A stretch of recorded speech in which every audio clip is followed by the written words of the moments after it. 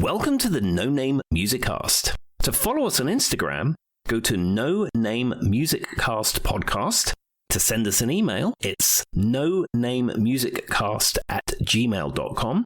And to visit our website, go to nonamemusiccast.com. Now, on with the show.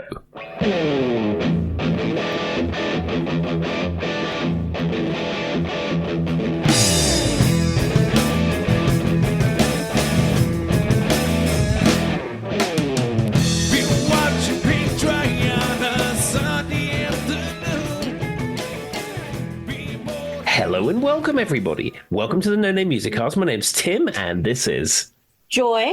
And we've covered many topics as usual. Gig venues. Everyone's playing a bonfire. Let's just put that up there. If you know, you know. Exactly. I just want to say and go on record and say that's a great venue. Playing in front of a bonfire. That's all I'm going to say. It's a great venue, but you know what I will say? If you are listening to this and you might be a local musician or someone who's a local, because I feel like me and Tim are friends with a lot of people who are in bands, right? Yep. You would say this. Really pay close attention to what your band name is. I think it matters. I think it does. It's your brand. And, you know, if the brand's not working, it's okay to rewrite the wheel. Thank you for coming to our TED Talk. I'll let Tim take it away from here. Okay, so this week's music news is sort of not news, but it's about music and stuff. So, in a very rare moment... That might actually be the definition of this podcast. It's about music and stuff. In an incredibly rare moment, a rare event, I went to the cinema last Friday.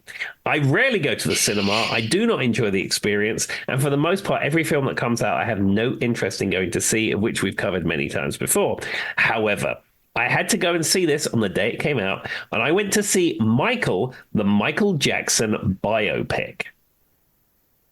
I refuse to go see it because I don't like the way it looks. Okay, so I suppose in a way... it's pretty well done. The casting is really good. The person who plays Joe Jackson is absolutely superb. And it follows the story of him from before they were the Jackson 5, all the way sort of through his career. It covers sort of when the Jacksons become the Jackson 5 become the Jacksons, when he breaks away from Joe Jackson, when he seeks new management, all that kind of stuff. It's incredibly well done. What's curious is it has Mike Myers in it as the record executive reprising his role from Bohemian Rhapsody. It literally does. When I saw Mike Myers and then Miles Teller, which is the one who was in the new Footloose, is in there. I don't know who he plays, but I just stylistically keep seeing the way Michael looks and the way the airbrushing is. I don't like it, Tim. Something about it is giving AI to me, and I just can't get past it. And maybe I'm wrong. I haven't seen it. Don't come from the internet, but I don't like it. Well, I will tell you that the person who played Michael Jackson, Jafar Jackson, he's the nephew of Michael Jackson, and he did an absolutely fantastic job. Good. He looks a bit like Michael Jackson. He has all the dance moves down. He had the mannerisms. It's absolutely that makes superb. me feel better. Yeah.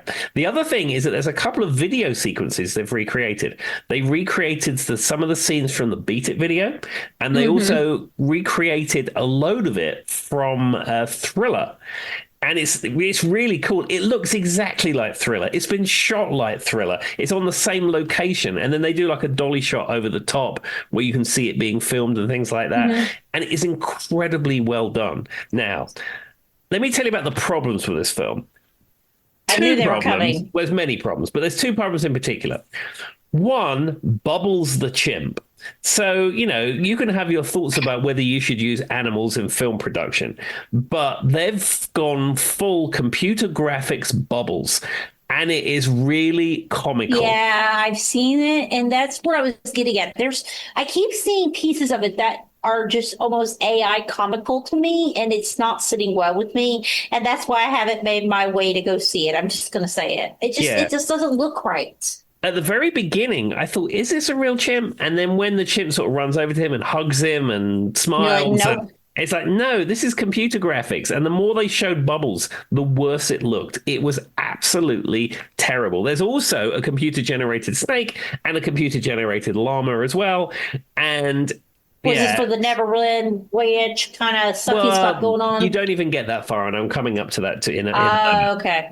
All right. So this is just when he's living in Encino in the compound with the Jacksons and the parents Got and it. Okay. and I all that know. kind Yeah, of I stuff. understand now. Okay. But yeah, the computer. I mean, I don't like computer graphics in films because I don't like new films because all the geometry and physics always looks ridiculous. But computer generated bubbles is a complete failure. It looks awful.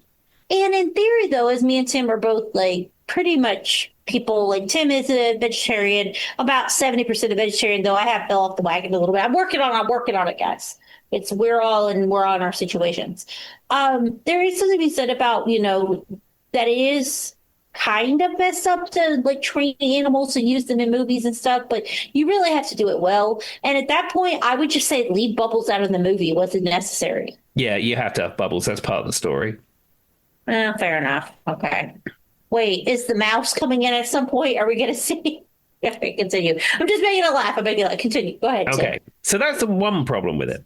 The second Okay. problem with it is it's incredibly well done and it follows the story through. He's Okay. fired his dad, Joe Jackson, as a manager. He gets a new Yeah. manager. He records Thriller. He gets convinced to go on a tour, his victory tour with the Jacksons, which effectively by default is the Thriller tour because he didn't tour by himself for Thriller.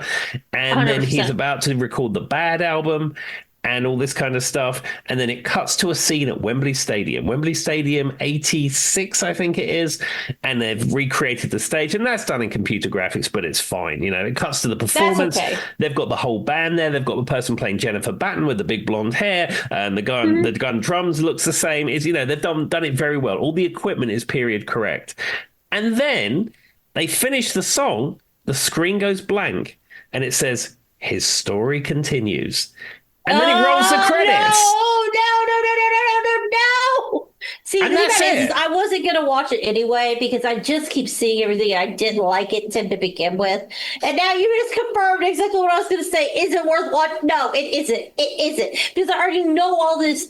Like, as someone who's been, Tim knows that Joy literally is like, Michael Jackson was one of my top of all times. Like, Michael Jackson is Tim's queen for Joy, right? And so Yeah. you just confirmed everything I need to know.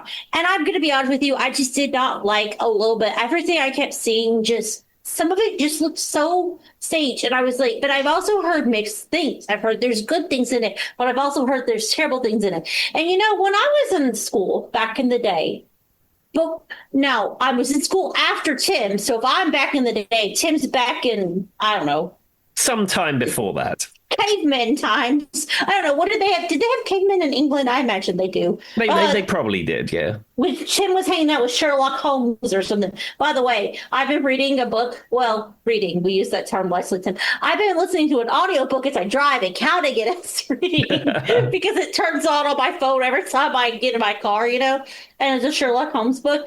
And I have learned so much English vocabulary that is so weird. There's so many things. I need to like test Tim and see if he knows the future. That could be a future episode. Anyway, back to the point though. The thing is like for me, like Michael is like my astute, like what I was going to say though is back in the day when I was in school, one of the things that taught me, one of what I had to write, I think I wrote it on Douglas. What is his name? The guy from the slave age in America. Like he was like a very big, he ended up going to college and making it out and all this kind of stuff. And one of the things I was doing a book report on him, and I was probably like, it was my first book report I ever did, right? 11, 10. And one of the things the teacher taught me, and I agree with her, she hates when someone would write at the end, read the book to find out more. She's like, if I had to read the book to find out more, why would I want the report? And what you're saying is exactly what I feel like. Like if you just cut the movie off and say, and his story continues, why did I watch the movie? I want to know what the story is. Yeah, I mean, I hate that. for better or worse, allegations and the dark side of Michael Jackson is part of the story. That's whether good. At you least they believe it, didn't whether you skip away don't from it believe or it, not. whether you think he should be thrown in jail at the door, whatever, whatever your thoughts are on At this. this point, doesn't even matter. He Yeah, said, but like, whatever your thoughts are on this, it's part of the story. that's good. At least they brought it up. Yeah, they cut the story off just before all that stuff happens. I want to clarify what I'm saying, though. It's not that we shouldn't be talking about it. I just don't want the internet to come from me because there are victims of these situations that deserve speaking about and talking about, and they are going to, you know what I'm saying? I'm not saying that we shouldn't be talking about because he's dead and therefore is dead. And I'm just saying, like, for a movie's purpose, justice is a whole different ballgame, right, Tim? Want to Yeah, clarify my absolutely. statement I just said. But Absolutely. But, all of that stuff is part of that's Michael good that they Jackson's at least brought story. it up. Yeah. Now, one thing I did see in the credits is that it was created by the Jackson estate, and the executive producers were Jackie Jackson and Jermaine Jackson. So the likelihood is they weren't going to go into that stuff anyhow. Now, I read the Wikipedia article, and they said Mm, the last act of the film was going to go into that stuff, and then in pre-production it got killed. very, very, very interesting. Shocker. Well, as me and Tim have said, sometimes I think, and we talk about this, we even talk about this with members of the Beatles and things of that nature. If you know, you know, right? John Lennon likes to punch people in the face. With that being said, though, allegedly, don't sue me, Beatles, or sue this podcast. Me and Tim don't got Beatles funny. But anyway, what I was going to say, though, is just because someone is a great musician and we love their music does not mean they didn't do bad things. And I Sure. think that sometimes we put musicians, and Tim will testify to this, we put them on a pedestal, right? Because we love the things they're saying and they're doing and they bring us joy. So therefore, we think they have to be perfect people, which is not true because at the end of the day, they're still just people. Another example is David Bowie. He had some really bad, allegations against him. Allegations allegedly, don't sue me, people of David Bowie's estate. Another example, right, Tim, of someone that I feel like we put on a pedestal, but it's not perfect. I do appreciate maybe that at some point in time they were going to bring that up because, like, that is what's missing. You know what I think was one of the best biopics, though? Everybody talks about Bohemian Rhapsody. The Elton John one, Rocket Man, was so good. And what I really liked about what they did with it, assuming you watched it, right, Tim? You Yeah, watched many it. times I've seen it. I loved the fact that they didn't stray away from like his substance abuse issues and like literally when he tried to kill himself and all the stuff that went down there. Like I think that that made it so much more raw and so much more real as him as a human. And Elton has never shied away from talking about that. And I really do think that's important. Not even just because that we need to highlight everybody's worst moments of life, but they're still humans, right? These Yeah, and these it, and people it we're putting on pedestals are still humans. Yeah, and it tells the story of Elton. Now, I will say that Rocket Man is objectively a better film than the Queen film, though I liked the Queen film probably more. I will say that, and I think that Tim has his biases because he loves Queen, right? That's just going to be your biasing. This is it, Michael. That is not necessarily a biopic, but that's one of my greatest stills of all time. Why? Because I love Michael. Yeah. I've always liked Michael. That's just who I am as a person. But with that being said, I will say objectively, like Tim said, I think Rocket Man. As far as if I were going to put like all these biopics that are happening with, I never watched the Elvis one. Did you watch the Elvis one? No, I didn't know. I don't know why it never really spoke to me. Sorry, internet. But with that being said, I will say Rocket Man, I think, was logistically the best one. Yeah, I would agree. And I think it did a really good job. And the guy who plays in it, I can't say his name. He's the British guy, the young guy. It's like he has a very British sounding name, Tim. You'll have to look him up. Edgar Allan Poe or something. I don't know what his name is. He was also in The Kingsman, which is Tim will not get this reference and we will move along because this is not what the podcast is about tonight, but sort of. He was in this, there's like this trilogy of movies. It's called The Kingsman. And it's Hmm. about like the Kingsman, like, their version of the FBI for those of us who are in America. And he plays in it. And he is one of my favorite actors in that. He kills it every time. And I really do think he did such a good job as Elton. And the funny part is for those who were listening who watched The Kingsman, in the series, in the second one, they're like doing their bad guy spy stuff and they're on this island and something about, drugs or something in the island. Elton is being held hostage. Elton John himself, real Elton Tim, is being held hostage on the island. And it's a throwback to him playing him in Rocket Man. And it's funny because he's holding him, and the girl is like the woman, Poppy, that's the bad. And she's kind of funny. Like, when the villain is funny, she keeps making Elton play music for her on stage while he's like being exact if he plays the wrong note and stuff. Like, it's a really funny reference, but I don't know that everybody gets it as the same character or the same guy playing it. And, he worked really hard because, the Dodger Stadium, and he was singing some of that live and stuff. He did a really good job. But Hmm. it's just really funny to me. So I love The Kingsman. It's one of my favorite movie trilogies. And I always wonder when people watch it, if people get that that's why they're doing it. Elton literally made, and it's funny because they're putting him in a cage, Tim. At one point, he's wearing like the Muppets outfit and everything. I mean, I have to send you won't watch the whole thing because Tim doesn't watch movies modernly. And they might not make it for him, but you would laugh at those scenes because she's literally like, Elton, play for me. And he just starts playing music on the piano. And if he messes up, she shocks him. Anyway, all right. That we got off on a trilogy, but that off a trilogy, Joy. No, we got off on a tangent there, but that's a really funny reference. But yeah, I will say, conversely, I think that Elton John was the best biopic. Yes, I would agree with that. Do you think they're going to do a Beatles biopic, like a full one soon? Yeah, they're doing a complete one, and they're doing separate ones for all the members as well. I thought so too. I hadn't officially read it, but I was like, I saw some headlines. I'm like, it's coming, isn't it? It's like, I don't know. It's kind of annoying though, in some way. Do we need a biopic for every musician ever that's ever existed? Well, it beats like all the other films that are just like video game films and stuff. Touche. Well, if you're going to say, what do you think after the Beatles? Who do you think's next? Madonna or something? Maybe you're going to get into people of that sort of era, I think. All right. Well, with that being said, Tim, did you have anything else for the opening? Because that took us 20 minutes alone. No, that's all I have. So it's over to you, Joy.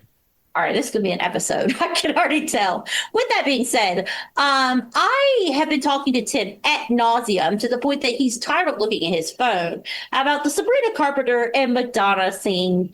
Now, we say singing lightly because there's a debate whether they were actually singing. They were Joy. I watched some various footage from various different camera angles. She played that concert with a live band. The Madonna thing was not using the band, and all the people dancing around supposedly doing backing vocals were not mic'd. All of that was on a track. Absolutely. Now, with that being said, that's why I said we use that term lightly. Because what's funny is when you watch so for those who don't know, Sabrina Carpenter brought out Madonna at Coachella. Now, I will give Sabrina Carpenter some credit. Whether you like her or not, you enjoy her music, whatever, take it for what it is. She also brought out Earth, Wind, and Fire, which I thought was amazing. Mm-hmm. And then she brought up Christina Aguilera. That's another one she's from, not at Coachella, at another event. But she definitely brought out Earth, Wind, and Fire at Coachella. Now, I would rather you push me off a cliff, Tim, than go to Coachella. It looks hot. It looks annoying. There's sun. I'm not going to a music festival. You know how I said camping is cosplaying as homeless people? Well, that's how I feel about music festivals at this point in my life. With that being said, I will sit at home and post the YouTubes and watch it, right? Because I'm just generally curious. Sure. Now, controversially, if you watch the whole thing, it opens with her, they're singing Vogue, and then it goes into another track that I can't remember off the top of my head, and then it goes straight into like a prayer. Mm-hmm. I will say, Vogue at the beginning, they were speak singing, right, Tim? The opening to Vogue. They were flat the entire time. I don't know if anybody else caught that did you notice they were just under the note, like slightly that entire opening of Vogue? I noticed it. It's probably before the microphones were muted and the backing track kicked in. Yes, that's exactly what it was. I think when they were saying, Tim, for those who don't know, they were saying there were pizza bits that weren't. That was the time. Yeah. Because they're going, that opening of Vogue. You know how Vogue has got like speak singing at the beginning, and they're like doing that speak singing, and both Madonna and Sabrina Carpenter, I won't say they were necessarily flat, but they were like maybe. When you're just under the note, does that make sense, Tim, vocally? Like, I know you've heard it before. You're kind of there, but it's not as sharp as it should be to hit that. When they're singing that opening, I was like, they're a little flat. I don't like that. But to be fair, there's a lot going on, earpiece in your, and you're speak singing. You're not really singing anything that great. Yeah. Now, and then there's another song they go into, and I don't recognize it at all. I don't even know what that song is. I can't tell you. It's probably some song I should know. Don't know what it is. Probably some old Madonna song that people at the internet are scripting for. Never heard before in my life. Definitely not on True Blue or anything of that nature. Then weirdly, Madonna goes into some weird statements because she's Madonna about how we shouldn't be doing too much right now because The house is something about its horoscope, Tim. Mercury's in retrograde. The house is in the corner of Farquaad. I don't know. I have no clue what she was saying. I made that up what I just said, but that's basically what it sounded like to me. It sounded like nonsense. Then she makes a joke about I've never performed with someone who's shorter than me, which is true because Madonna is super short. And Sabrina Carpenter is even shorter. Hmm. But then they go into like a prayer. And while I do understand it was pre-recorded, because we've debated this ad nauseum at this point, I love the way it sounded. Even if it was pre-recorded, Tim, it was really, really good. And I mean that truly. So come from the internet. It's a big music fest. It's like when you're at, Tim and me have talked about when they're at parades or when you're at the Super Bowl. A lot of that is pre-recorded, mostly out of convenience and to make sure that it doesn't sound terrible. It's Hmm. very hard to run sound. Tim will be able to explain it better than I can. When you have 50,000 people in the middle of the desert at 3 a.m., right? I would imagine that there's some logistic reasons why. And it's not just the singing, because Sabrina Carpenter actually has a decent voice, whether you like her or not. And of course, it's Madonna. I have no debate. I have no doubt in my mind that Madonna's vocals probably aren't what they were back in the day, maybe from plastic surgery. At this point, I said what I said. Don't come from the internet. But I really, really, really enjoyed the way they sounded together, too. I just did. Well, there you go. It was more spectacle than technical, probably. It probably was, but I will say Sabrina's voice and Madonna's complemented each other well. And they were truly doing actual harmonies, not just singing together. We've talked about this before. Hmm. And then there was, at one point, they gave a mic to, because they had the full gospel choir as you do with like a prayer. Because who's going to sing like a prayer without a full gospel choir? Sure. That would just be a travesty. So, with that being said, they gave the microphone to one of the backup singers, and she does like all the runs at the end. And I do wonder if she was singing them live because they sound a little bit different than everything else that was happening, Tim. Because they physically hand her a mic. I don't know. Somebody from the backstage physically hands her the mic. And Hmm. I just want to say it wasn't lost on me, Tim, that those were the backup vocals that you hear a lot at the end of like a prayer on the actual recording that are like very the runs. It was handed off to someone else who wasn't Madonna. And I Yeah. wondered if anybody else caught that. Yeah. I'm still convinced it was all on a track. I've seen the clip, and I'm convinced it was MAM. all on a track. But I'm just saying, even then, I think on the clip, Tim, on the track, she was still the one singing. I don't Yeah, think yeah, it was yeah, yeah. Madonna. Absolutely. Say what you want. Don't come from the internet. I love Madonna, but she's how old is she now? She's in her 60s, right? Sure, but Sammy Hagar's 77 and he's still out there rocking We live. can't all be sitting here, Tim. Anyway, I will say though, if you haven't heard it and you just want to take it for what it is, don't take it for live. Just listen to the way it sounds. I really liked it. I really did. I thought it sounded gorgeous. A lot of people were very like into it and thought it sounded good. And bring a good song to the youth. Like a Absolutely. Prayer will always, and I know it's probably cliche, Like a Prayer is my favorite Madonna song. It will consistently always be my favorite Madonna song. I've said that for years. My favorite Madonna song to sing, my favorite Madonna song to hear. I think it is the quintessential Madonna song, period, Absolutely. And it has Prince playing guitar on it. which is all we ever needed to hear. See, there you All go. right. So, with that being said, now that I wasted 20 minutes going on about that, the episode tonight is about what is voted as the 15 greatest concerts of all time. Ah, And so that was my lead in. We're talking about Coachella, which controversially is a concert I would never attend. It sounds terrible, Tim. You are in the desert. It is hot. There is sun. There is wind and like dirt. I don't know. Tim, I don't want to go to a concert festival that I have to camp out at. I just don't want to. no, I'm not going to Coachella or Burning Man or anything like that. No, that may have been appealing 30 years ago, maybe, but no, I I'm don't not even doing know that. that. You know what it sounds like? It sounds like one of those things in my life that sound good in theory until I'm there and then I absolutely hate it. That's Yeah, what it sounds like. Yeah. I think you've nailed it completely. Because as a kid, you're like, let's go to Coachella. That sounds great. As an adult, you're like, I've done similar things and it was terrible. I have learned and I'm not doing it again. Anyway, so with that being said, I may have gone on the Google machine and said, Hmm. what are the greatest concerts of all time? There And we this is are. what we came up with.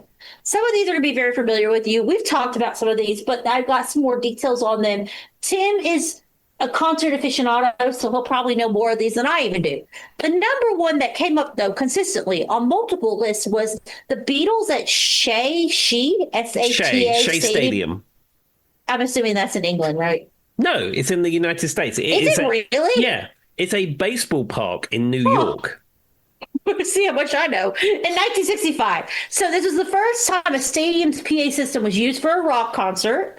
It had 100-watt box amplifiers. Um, But apparently they were useless against the 55,000 screaming fans. Shocker. The band literally couldn't hear themselves. You can hear they played by watching Drumbo. Ringo is now Drumbo, everybody. I want that to be put in the record. Ringo's drum movements. They literally had to watch him in real time to figure out where they were on the beat. Are you familiar with this concert, Tim? Yes, absolutely. So the way that Yeah, it I was thought set so. up was very unique. So, like these days in a stadium concert, you have normally the stage at one end or sometimes in the middle. And then from where the stage ends, you have people standing or sitting, and then you have people up in the stands. And then you have an absolutely massive PA system and then, monitors and stuff on stage. This was at the very beginning of having musical acts who could draw a crowd that would fill a stadium. So they didn't really know quite how to approach this. So they had the Beatles on a stage on the baseball field. Now, the baseball field was completely empty, and all the people watching were on the stands. Now, PA technology was very much in its infancy then. And, now, like I said, you go to these concerts and it's a massive PA system. And, like Yeah, Metallica had that thing in the round with the towers and stereo and the whole thing. of course. What they did is they piped it through the public address system of Shea. Now, those are like those little horns that you used to get in old-timey sports stadium where they say, Yeah, coming that's up what to it looked like on the coming up pictures to the when I was base is seeing it. Bob, and Bob's going to bowl next. Yeah. And you can barely hear them anyway. So you had it going through that. Everyone was screaming. The PA system was completely inaudible. And then out on stage, all they had, like you say, was their Vox amplifiers for their guitar and basses, Ringo's drums. They had no monitors on stage, no wedges like you have now.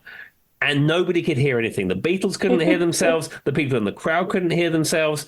And I think they only played like a 40-minute or 30-minute set or something. It It was said 36 minutes, I think, when I was looking at it. Yeah, Yeah. 36 minutes. The whole thing was just a complete catastrophe. And in fact, that's why the Beatles stopped playing live concerts. They got to a point in their fame where they couldn't play tiny venues. They had to play massive venues. And PA technology in the 60s had not caught up with them yet. Now Paul McCartney will play to 100,000 people, and there's technology that will support that. But back in the 60s, it didn't exist. And that's why they said, we're not doing this. So they didn't do concerts anymore. So, for perspective, apparently at some point, John Lennon became so hysterical at all the absurdities that's going around them that he started playing the organ with his elbows Yep, I've seen during that. I'm Down. And you can Google it. I watched the video. It's hilarious to watch because you can just see someone who's losing their mind, basically. Like, he was just like, what the heck are we doing right now? This is crazy.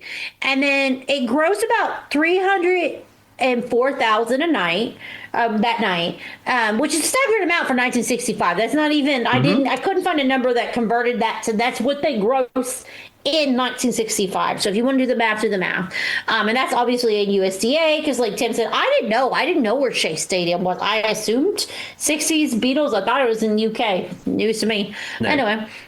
So there you go. It was one of the first concerts that had grossed that much money as well, even though nobody could hear anything and it sounds like it was just a clown show. Exactly. The last concert they played was at Candlestick Park. I don't know if that's on your list, but that was the very last concert they ever played before they went on the roof at the Apple building. Where's Candlestick Park? Is it in America, I'm guessing? Somewhere in the US. I'm not sure exactly where it is. Philadelphia or somewhere like that. Now, this is what we've talked about because we've talked about this one is iconic for guitar players, even though, but it is something that it was a moment that defined some of the situations that happened for guitar players for the rest of their life. This is Bob Dylan at the Newport Folk Festival in 1965. Yes. Would you like to tell them why, Tim? A very pivotal concert. Up to that point, Bob Dylan was a folk hero. He was strumming his acoustic guitar, writing his songs. He was talking about his various messages and, social justice and all this kind of stuff and everything that he was into. He was the head of that movement. And then, of course, the Newport Jazz, we say Newport Blues, is it Blues Jazz Festival? Folk festival, folk, Yeah, which is Newport, funny because he wasn't playing folk music anymore. yeah. The Newport Folk Festival rolls round. Bob Yeah. comes on stage with a sunburst 1957 Fender Stratocaster, and literally the world imploded upon itself. Bob playing electric guitar. I mean, there was rioting in the streets almost. So the funny part is, I was so excited I accidentally hit the thumbs up thing on Zoom. Everybody, no, anyway, but apparently Why can't I speak? Pete Seeger, the folk patriarch, the main guy from folk music, was so upset that this happened. He tried to find an axe to cut the cables while he was playing Tim on the electric guitar. And there's like footage of him. Like, I guess he got an axe and starts hitting it, but it doesn't work and gets mad and walks away.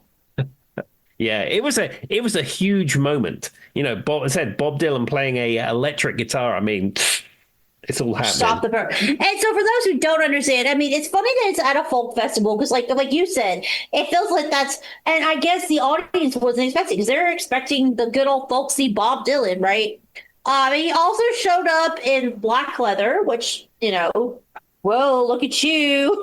And then he got booed off stage. Yeah, I think people were not having that with Bob. I mean, it was at a folk festival, Tim. I'll give them that. So I guess they were expecting some Joni Mitchell type situation. Yeah, I mean, I don't know. There was other bands on the bill, but having Bob there, your leader is there, and he's playing the devil's instrument. There you go. I just find it funny that Pete Seeger literally tried to take an axe to cut the power. Like, where would you even get an axe in these small situations? I don't know. Crews have a lot of stuff. All right. Now, this is one controversial. Me and Tim have said, well, a lot of people love this artist. He is not necessarily our favorite. We agree with this one fully, but I do think Tim knows that this is iconic. Once again, for guitarists, he probably already knows where this is going. Jimi Hendrix at Monterey Pop in 1967.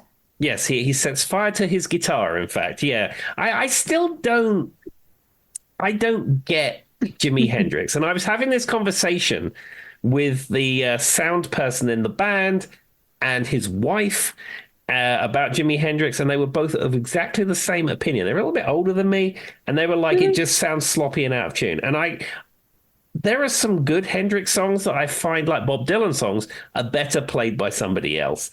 I've played guitar my entire life, and I do not get Jimi Hendrix at all.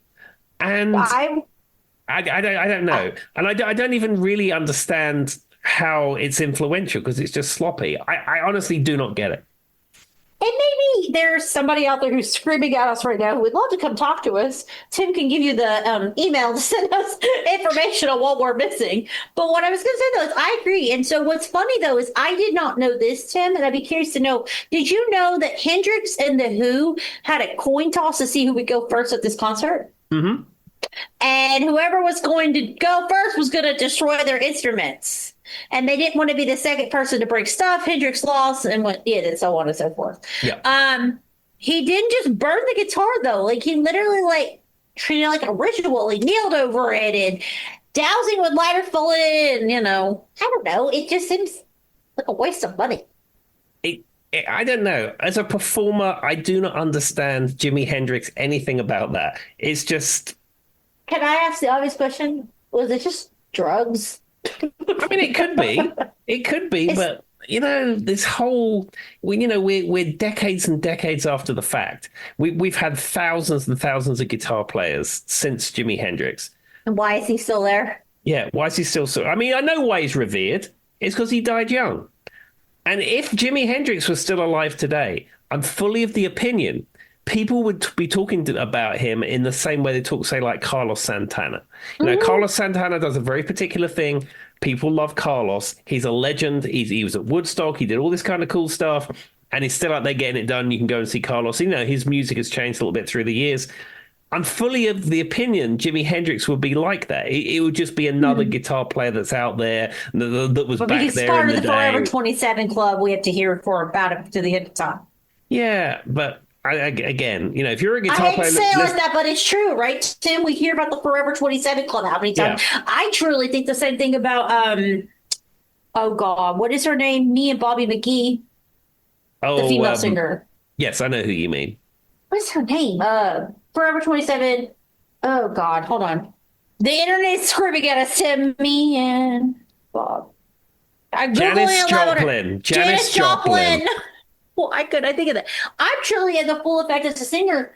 While her voice is cool and sounds very intricate, and she has a very, I don't find her that I'm not that fond of her, Tim.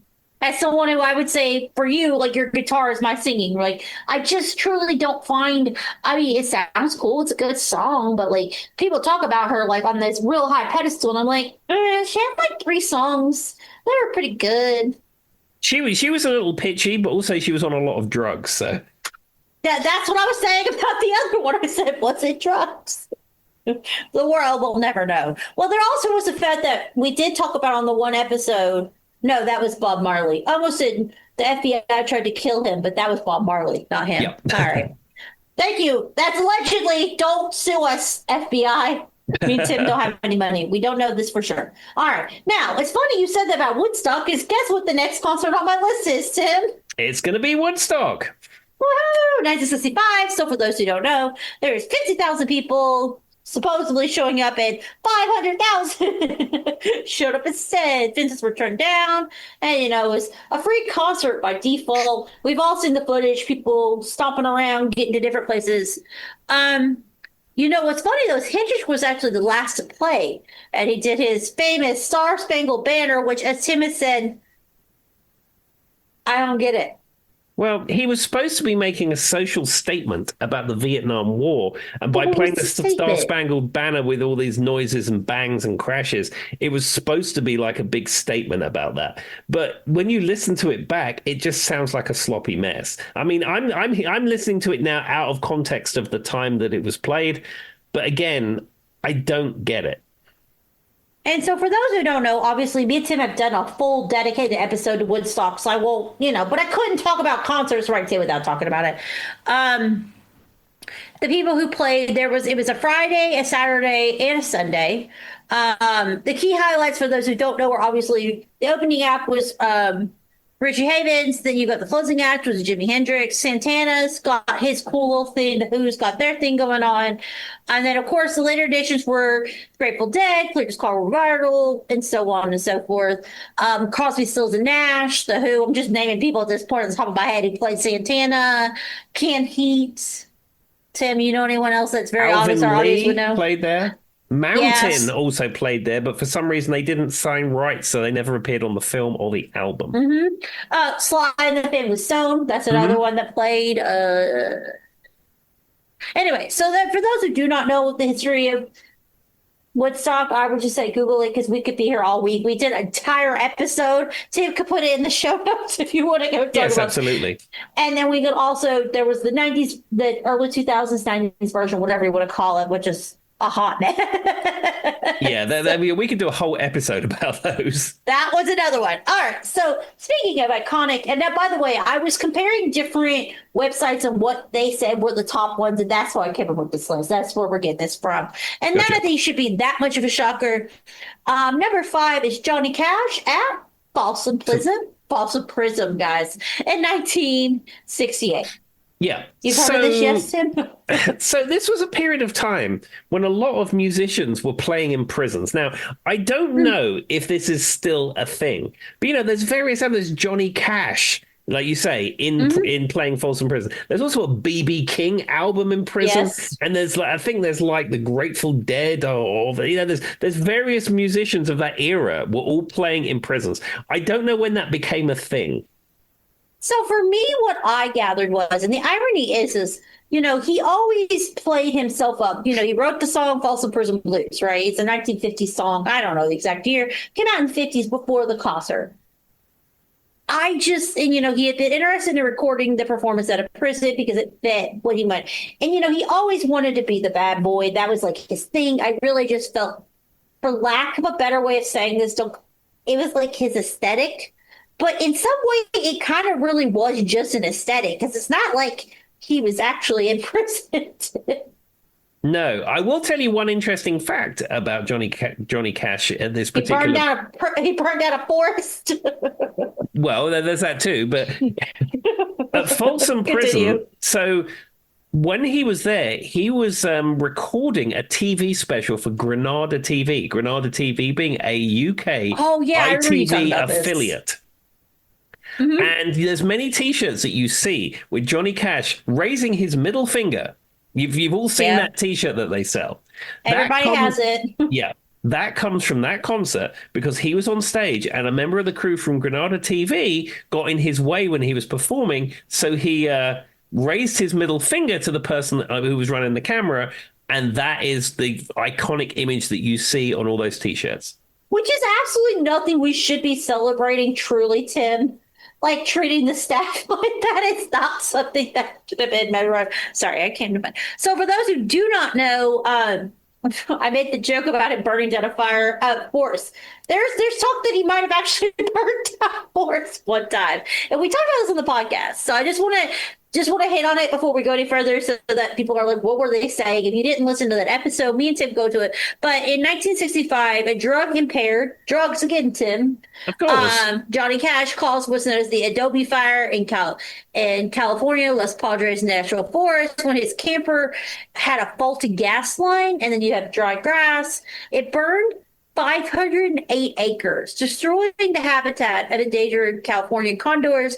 He paid about $82,000 out of settlement, so on and so forth. So we were saying that, but that's about the extent of what he actually legally got in trouble for, right, Hmm. Tim? Now, what's interesting to me, and maybe I'm wrong, Tim. And, a good biopic was, his original. He kind of started it all, right? However many years ago that movie came out. Yeah. Um, he did come from a very bad family household. He had drugs and alcohol problem, obviously. Hmm. But controversially, I think he's another one of those ones that I could say wasn't technically what I would say is a good person. Do you know what I mean, though, Tim? Like, he has, like, this lore around him and being, like, a people person, all this stuff. But what I've learned about him is he's kind of not a nice person. Yeah, I mean, he was the original outlaw. Yeah, I think it really played into it. But for those who don't know anything about this, I feel like I don't really need to get into detail because this is one of the most famous concerts of all time. So a shot man in Reno. So basically on the live album, the intimates roar when Cash sings, basically so on and so forth. Apparently they actually stayed silent because they were afraid of the guards, and then they added that roar into post-production. Sounds about Shocker. right. Sounds about right. And the story is, have you ever heard that he had a fever that day, Tim? Have you heard that? No, I haven't heard that. So apparently Cash had a fever of 102 the day, but insisted on playing the sets anyway because he wanted to do it. There you go. A consummate professional. May have been an outlaw, but he was a consummate professional. It probably worked to his advantage because he was so delirious that he didn't even notice the audience wasn't cheering. But yeah, and it was just kind of, they call it a shotman in Reno. That was like what they called it. And it's funny because the intimates were supposed to be cheering. And I'm intimates, not inmates, Tim. Intimates, that's what they're called now. They're called intimates. Of course. I quit. But I guess I never really thought about it. I assumed they were live cheers, but apparently they were not. There we go. Post-production, Joy. The more you know. All right. I'm not super familiar with this concert, but this is a band that controversially I don't seek out.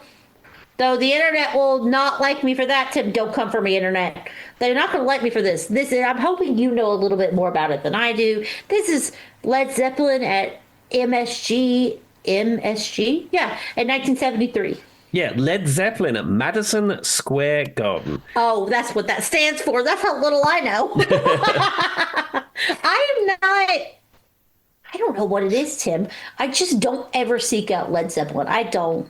Well, I mean, it's in the pantheon of rock history. I mean, as we've said before, the music of Led Zeppelin is ingrained in US culture. I mean, you put any rock radio station on right now, the fourth next song they play will be a Zeppelin song. I mean, it's legendary. It's true. I mean, I like Led Zeppelin. I mean, there's a few songs there I really like. I used to like the Rain song, then it got spoiled by my last band, but I don't need to go into the ins and outs of that. But it's just, yeah, it's okay. I mean, Jimmy Page live is a little bit sloppy, but he somehow made that into his style. And Jimmy Page's production skills in the way he produces those Zeppelin records and does all the arrangements, he's an absolute genius. Well, to be fair, Jimmy Page in an interview is also a little bit sloppy. And somehow it works for him every time. I Yeah. think it's just part of his aura. Now, what's funny about this is I read at MSG and tips like Madison Square Garden, which made me laugh because that's not even what I thought it was about. With that being What said, apparently while the band was on stage, Tim, did you know they got robbed? it wouldn't surprise me. Yes, that's where I was going to go. I just thought it was funny that you said that. I'm like, didn't even register with me. While the band was on stage at Madison Square Garden, now that Tim has confirmed that for me, for the final night, someone stole $203,000 in cash from their safe at the Drake Hotel. It remains one of the most famous unsolved robberies in history. There we are. It's probably someone on the crew, or like local crew or something, and then ran off with it. Someone with inside knowledge for sure. Yeah, Because yeah. like, Because how else would you know that the a safe in the hotel would be full of the tour proceeds? so that's the question, Tim. Do you leave things in safe in hotels when you go to hotels? Yes, because it's better than just leaving like your passport in the room. That's all I was going to say. That's the only time I ever used it. Is honestly when I was out of the country. Truly. Yeah, I mean it's not safe because any of those hotel room safes have like a little DIN socket on the bottom, and they have to have an override because if someone sets the code and you don't know what it is, the next person who comes in the room they have to be able to reset it. Yep. So there you go. There's our piece of travel advice. And if you're Led Zeppelin in 1973, apparently someone stole your money. Yeah, back It back in the does day. always make you think. Yeah, Go ahead, back in sorry, the Tim. day when all of that stuff would be paid cash. Yeah, like who has $203,000 in a cash safe in a hotel to begin with? But I guess you're right. It's 73. Yeah, it would be all cash, local hands, local people, crew being paid, all cash. It's a cash thing. You're probably right. It was probably an inside job. Probably. To call Tim to find all your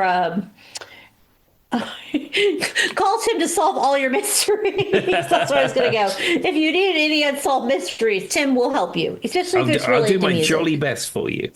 All right. Another one that we talked about earlier in this episode, and by earlier I mean I mentioned possibly there's the theory that the FBI had him killed, allegedly. This is Bob Marley. The concert is Smile, Jamaica, 1976. So, 2 days before the show, a gunman broke into Marley's house and shot him in the chest. He performed anyway, as we've talked about, saying, "The people who are trying to make the world worse are not taking a day off. How could I?" What a great piece of advice. Though, Tim, if you shoot me in the chest, I'm not going on in 2 days. I'm just not going to do it. Well, I mean, it depends the extent of your injuries. I mean, Bob must have been in a good enough place to be able to play guitar and sing. I mean, not all gunshot wounds would allow you to do that.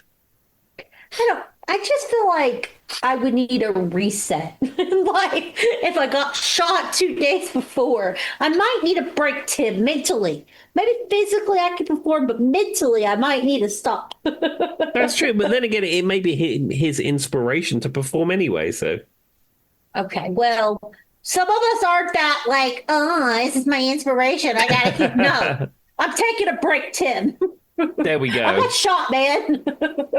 Give me 1 day, 2 days. This episode is going to be a wild one. Apparently, during the middle of he did show his bandage to the crowd mid-set. Well, there you go. Good old Bob. Could you imagine that being like the lore for the rest of your life? I saw that time Bob got shot. He showed us that I was at that concert. But that's the lore you have for the rest of your life. There you go. I know. All right. Well, I'm going to say this one, but I'm going to let Tim give all the information because he's going to know more than I have. But I couldn't do this episode without bringing it up again. This is Live Aid 1985, and it's Queen.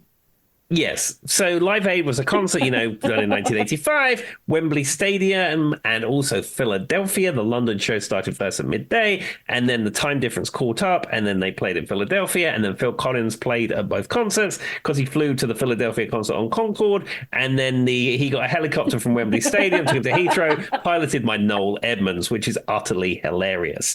But yes, it's widely accepted that Queen stole the show with their 17-minute set or 18-minute set. They did an entire stadium rock show in that very small period of time. They owned that stage. They didn't have their own sound. They didn't have their own lights, but they rocked out anyway. That said, there were some other fantastic performances on the day. I mean, U2 were there. Simple Minds were there. Elton was there. David Bowie was there. I mean, it was rock royalty of the day performed. And then, of course, you got people like Spandau Ballet were there. All manner of other artists of that time. Howard Jones was there. There you go. I just was like, I'll let Tim take it because we may have had an entire episode, which you can also put in the show notes about this specific concert. I'm pretty sure we did, right, Tim? I think we've done a Live Aid episode. Yes, because I told the story about Noel Edmonds and his helicopter. Yes.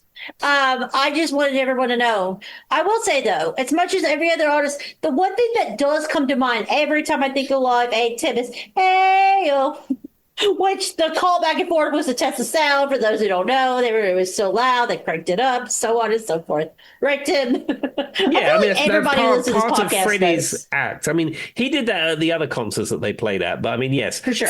famously at Live Aid. The other thing I will say about Live Aid as a footnote, it was not recorded by the BBC. I don't hold them in particularly high regard. And the only reason that you can have Live Aid now is because MTV taped it when it was being shown live. They simulcasted it in the United States, but they recorded it. And because of that, you have Live Aid to this day. There you go. All right. Now moving on to, I wanted to just put that as a little bit of a, we couldn't do a top concert without saying it, but me and Tim have talked, I think, ad nauseam about Live Aid at this point. So with that being said, we're going to go to one that we have not talked about, and I learned a little bit about. I knew it existed, and he's not the only artist we talked about that's done this, but this is Bruce Springsteen in East Berlin in 1988. Are you familiar with this concept, Tim? Yeah, I think this was probably prior to the Berlin Wall coming down, if he was playing It in East absolutely Berlin. was. Yes. So it's historically known as a social pressure valve, right? Mm-hmm. That was one of the things that helped led to the Berlin Wall falling. If you don't know about that, just give it a Google. We could be here for years, right, Tim? But we're going to tell you about the Berlin Wall. But basically, he gave a speech in German, which he did not speak. He worked really hard to learn this in German so he could say it. He said, "I'm not here for or against any government. I've come to play rock and roll for you and hope that one day all barriers will be torn down." What an iconic statement that could have led true. There we are, Bruce. Bruce is a man of the people. All over the world, he's a man of the people. Now, as iconic as that speech is, and as as important as this I know where concert this is already going. I knew it was coming. a mere few years later, they tore that Berlin Wall down. It was torn down. And do you know how it happened? Do you know why it happened? Because David Hasselhoff was on a cherry picker over the top of the Berlin Wall singing the song Looking for Freedom, wearing a scarf made out of a piano or piano scarf and a jacket with lights in it. He's going, "I've been looking for freedom." And there's a million Germans on both sides of the wall tearing it down. And they wanted freedom because the Hof told them so. The entire time I was telling this story, I was imagining David Hasselhoff. I knew it was coming. I could see it living room. As much as it's about Bruce Springsteen, I was like, wait, where's the David Hasselhoff reference? It's coming. It's coming.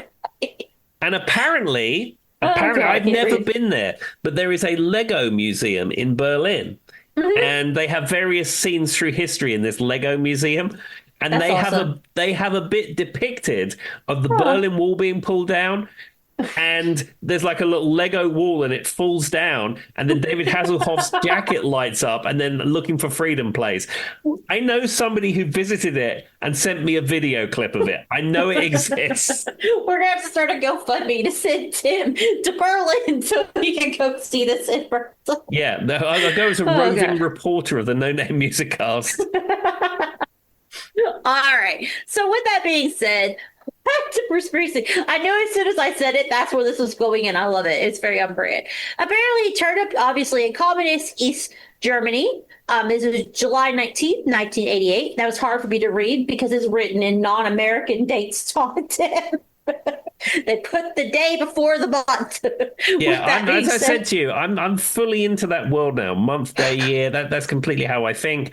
But your calendars have to start on a Monday. But we've covered this before. But carry on, Joy. it was, according to one fan, a moment some of us had been waiting for a lifetime to hear. The U.S. rock star greeted an audience that was restless, jaded, and, just not in a great place.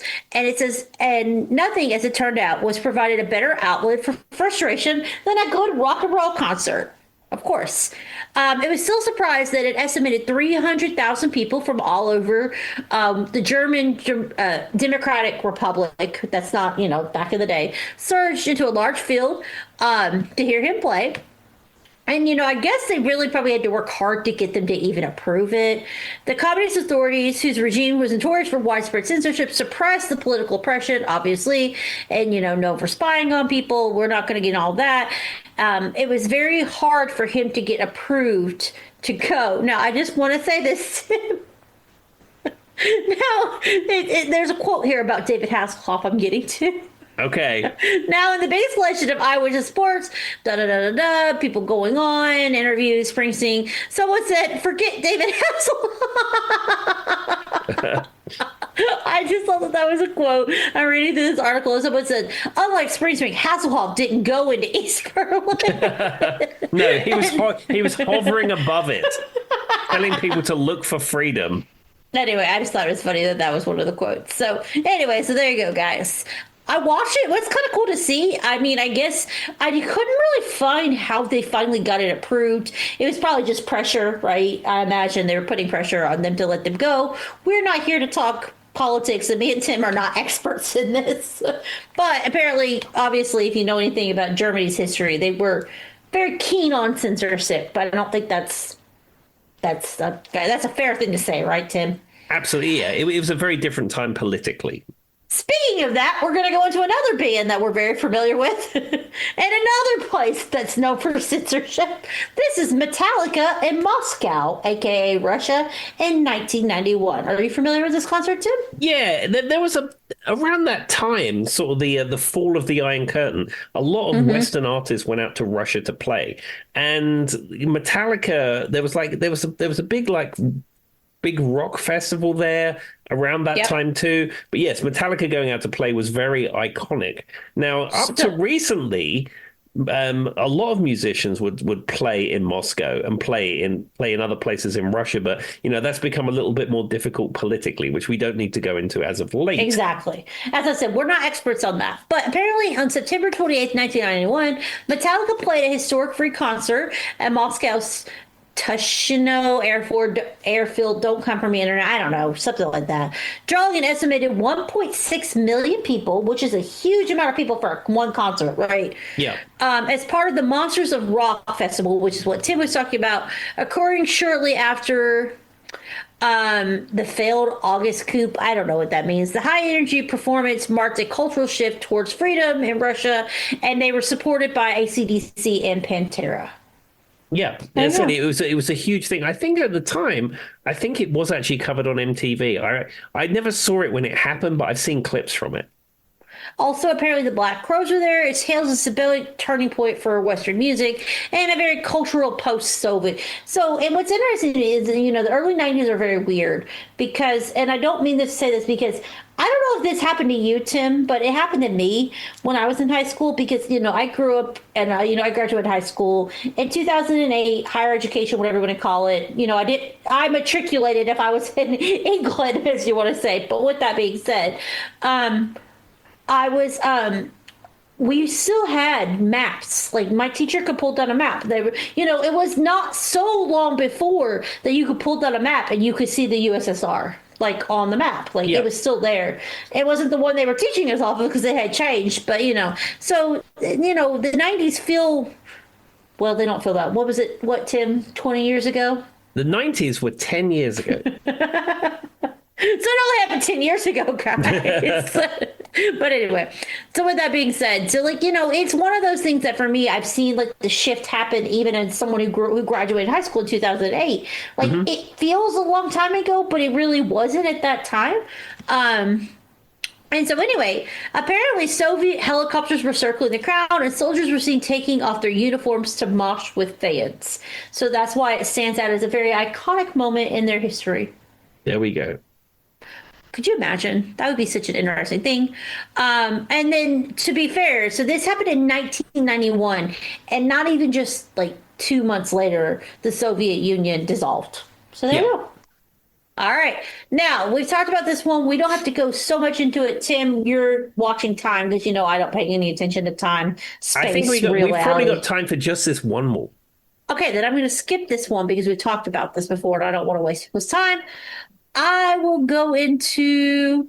Actually, you know what? I am going to talk about it because I think it's important. It's Nirvana, MTV Unplugged, 1993. Yeah, a lot of people are into this. Again, I don't really like Nirvana, and I didn't really get Nirvana at the time, and it's not anything I Same. would listen to now. But that MTV Unplugged performance in Nirvana is often cited as something that people really like, and it's very important. The curious thing about it, MTV Unplugged, the sort of the lead song from it that everybody talks about is that David Bowie song, "The Man Who Sold the World," and Kurt Cobain is playing a Martin guitar with an electric guitar pickup on it, playing into a fuzz Mhm. box. So it's not even really unplugged. No. And what's funny though is, and I didn't know this, Tim, I've never heard this, but apparently Kurt was going through withdrawal. Was actually terrified to play this without his wall of noise he had when he had drugs in his system. Wall Hmm. of noise is what he called it. He said he refused to do an encore knowing he could never top the final scream of "Where did you sleep last night?" And he was really struggling because if when someone does have drug or alcohol problems, withdrawal is a scary thing that people do not realize how serious it can affect you if you've never went through it. So I thought that was interesting. And obviously, if you've never seen the stage, all the black candles, the chandelier, they had all the nines on that one. But I feel like that was just MTV. Now, the other ones that were mentioned, and we don't have to go through, I'm just going to name them. If someone wants to Google them and see what they are, is Daft Punk at Coachella in 2006. Hmm. It is the Rolling Stones at the Copacabana Beach in 2006. And then the other one was Prince at Super Bowl 2007. Oh, but probably the best Super Bowl halftime of all time. Absolutely. I mean, I like the Katy Perry one, but Prince doing the Super Bowl. I mean, I've watched that 10 times. It is just fabulous. So controversially, apparently, when the producers told him it was pouring rain, he said, "Well, can you make it rain harder?" He played four different guitars in a tropical storm with electrical cables everywhere, which is obviously a safety hazard. Well, all the guitars and mics were wireless, so it would have not. You would. There's no sort of electrical hazard. I still don't know that I trust that, Tim. With that being said, he still was Prince, and it was just funny because they were warning him it was pouring rain. He was like, "Well, I'll just make it rain harder." That sounds Yeah, like Prince. the Doesn't it? producer called him in his hotel room at the morning of the show and said Prince, it is going to rain really hard, and he said, "Bring it on." Pretty much. Now, with that being said, and then the number one is the other one was Beyonce at Coachella, which I know Tim controversial has probably never seen and or no, but it was very iconic because she brought out historically black college and universities, people that were like doing dance step, and there was a lot of very things for people of color that were iconic in that moment in 2018. So those were the other ones that kept coming up, and I just kind of was looking and comparing, and these were all the concerts that consistently came up over and over and over. There we go. And I don't feel like any of them were a shock, were they, too? No, all of them were well deserved to be on that list. The one that I was surprised wasn't here is the one you always talk about from The Who, Tim, but I can't remember what it's called. Is Leave it that from? with the people. Well, it's Live at Leeds, probably, or the one. Yes. It's either Live at Leeds where the performance is really good, or there's Charlton at the Athletic Football Stadium, which is the loudest concert ever recorded.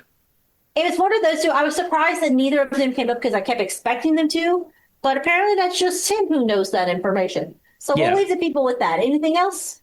Also, a notable mention should go to Queen Live at Wembley '86. Of course. Of course. I don't know. That didn't come up either. I think that because it was already there, I feel like everybody just thinks of the Live Aid when it comes to Queen. There we go. I mean, iconic performance, obviously. Of course. All right. We'll leave it with the people. Be nice to everybody. Anything else, Tim? Yeah, I think I would just like to just join you in that comment. Just be nice to everyone that you meet. All right, bye bye. Bye bye.